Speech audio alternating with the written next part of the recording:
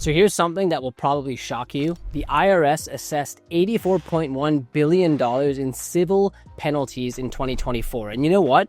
A lot of these came from simple mistakes by first-time business owners. Hey everyone, I'm Arjun, founder and CEO of doola.com. Look, your first year in business is exciting, right? You get the first sale, your first customer, but then tax season hits, and suddenly the IRS is throwing around terms like estimated payments and Schedule C, and you're like, what the heck does any of this mean? But here's the thing, you are not alone in feeling overwhelmed, and honestly, mistakes like this are totally avoidable. So today I'm going to walk you through everything you need to know to file your business taxes correctly the first time. Trust me, it's not as scary as it seems. Doola is a venture-backed startup backed by Y Combinator. We've supported over 10,000 founders. We know how to do this. We've helped founders do this, so let's jump right in. Step 1, get your financial house in order. So even before you think about filing, your books need to be clean. I cannot stress this enough. Messy books equals messy filings. And that means you are going to potentially miss out on deductions that could save you serious money. You want to keep your hard-earned profits, right? I bet you do. I haven't heard anyone who said no to that. So here's what you absolutely need to do. Build a profit and loss statement and balance sheet that actually match your bank accounts. Track your expenses consistently. Things like advertising, wages, software costs. Get all your data in one place with a good accounting platform. Think of this like your first internal audit. Clean books aren't just about staying compliant. They're about making sure you get every deduction you deserve. Step 2, choose the right tax form. All right, so your business structure determines which form you're going to file. And listen, getting this wrong can cost you big time in tax breaks. Here's how it breaks down. If you are a sole proprietor or single member LLC, you'll file Schedule C with your Form 1040 by April 15th. If you're a partnership or multi-member LLC, you'll file Form 1065 due March 15th. If you are a C Corp, you'll file Form 1120 due on March 15th. If you are an S Corp, that's Form 1120S due on March 15th too. Now, before we move on, let me tell you about 2 tax strategies that could save you thousands. The 20% qualified business income deduction. This is a Section 199A, and it can provide huge savings if you're a passive entity. And then there's Section 179 expensing. This lets you write off up to $1.25 million in equipment and technology right away, instead of spreading it out over years. Here's something else to think about. The choice you make today matters for your future. If you are planning to raise money, merge with someone, or restructure down the road, what you do now can either set you up for success or create a massive headache later. Step 3, complete your forms accurately. When you're filling out these forms, you'll need your EIN, your legal business name, addresses, and the P&L data we talked about earlier. But pay attention to these extra areas. Qualified business income deduction. File Form 8995 to claim that 20% deduction that I mentioned.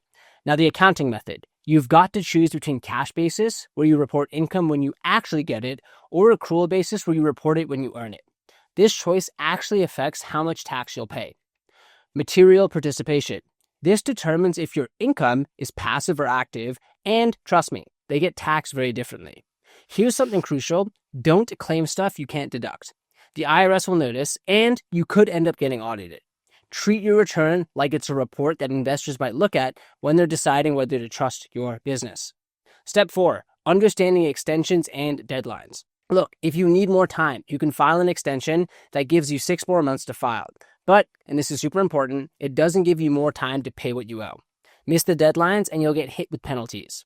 Failure to file penalty, 5% every month, up to 25%. Failure to pay penalty, 0.5% per month, also capped at 25%. Extensions make sense when you're waiting for K-1 forms or there are tax law changes happening, but don't use them just because you're scrambling for cash. Build estimated tax payments into your budget, so an extension is just about timing, not because you can't afford to pay. Step 5, payment strategy and planning. The IRS collected $120.2 billion in unpaid assessments in fiscal year 2024. Here's how to make sure you don't become part of that number. Plan ahead. Work tax payments into your quarterly cash flow just like you do with payroll or loan payments. Run a practice return early. If you haven't been making estimated payments all year, close your books now and figure out what you'll owe. Pay before the deadline. Even if it's just an estimate, pay what you think you owe before the due date.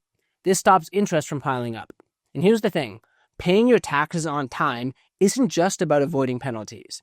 It shows investors, partners, and regulators that you run a disciplined business. Step 6, choose your filing method. How you file affects everything. How much tax you pay, how clean your records are, and how much potential investors trust you. You've got 3 main options here. One is to DIY, which is fine if your business is simple, but you might miss some deductions. Number 2 is to hire a CPA, which is worth it if your business structure is complex. And number 3 is to use a comprehensive service. Companies like Doola handle bookkeeping, business tax filings, and reminders all in one place. The key is picking something that matches how complex your business is while making sure you get every deduction possible. Step 7, execute your filing. Here's how this actually works. Federal filing. Use IRS-approved software, work with a CPA, or use a service like Doola. You'll get an acceptance code within a day or 2. State filing, log into your state's website, enter your business info, confirm your federal numbers, and make any state-specific changes. Always file electronically if you can. Can't pay everything at once? Request a short-term payment plan on irs.gov if you need less than 120 days, or apply for an installment plan that gives you up to 72 months. Just pay as much as you can up front to keep interest and penalties down. After you file, expect federal refunds in about 3 weeks. State refunds in 2 to 6 weeks. Save all your confirmation notices. Avoid these common first-timer mistakes. Missing deadlines. Those 5% monthly penalties add up fast, so please set reminders way in advance. Mixing personal and business expenses. Use a separate business bank account, mark personal stuff as an owner's job, and document everything. Wrong entity classification. If you file an LLC as a sole proprietorship, you lose tax breaks. Already messed this up? Here's what to do. 1. Call the IRS Business and Specialty Tax Line at 1-800-829-4933 to see if they've processed your return yet. Number 2, if they haven't, refile right away with a letter explaining what happened. And number 3, if they have processed it, prepare an amended return. Form 1040X, 1120X, whatever applies, with a statement explaining the correction. Number 4, file any missing election forms like Form 2553 for S-Corp status, along with a late election relief request. 5, keep copies of everything. The wrong return, the corrected return, all correspondence, acceptance notices, everything. Lastly, here's an emergency action checklist. If you discover you made an error, do not panic. There's always a plan. Here's what to do. Number 1, figure out how urgent this is. Did you miss a deadline? Short on payment? Wrong classification? Number 2, like anything in life, stop the bleeding. File late returns immediately and pay whatever you can right now. Number 3, document everything. Write down when and how you found the error. Number 4, fix the filing. Submit amended returns or missing forms. Number 5, get help. Call your CPA or tax service immediately. Number 6, don't let it happen again. Set up reminder systems and do annual compliance reviews. How we make this simple. At Doola, we handle all of this for you, syncing your books, figuring out exactly what forms you need to file for your business tax filings and state tax filings, and our licensed CPAs in-house. We don't outsource it. Prepare your returns, find every deduction you might need, and file everything electronically so you can get confirmations from the team without any stress. We also have bookkeepers in-house, so if your books are a mess, we can help clean those up. Our goal is to help you avoid penalties that can go up to $25,000, and we'll keep your Shopify, Amazon, or Etsy or digital business compliant. Plus, we make U.S. filings work for founders worldwide. You do not need to have a U.S. Social Security number to work with Doola. We welcome you with open arms. We support founders globally.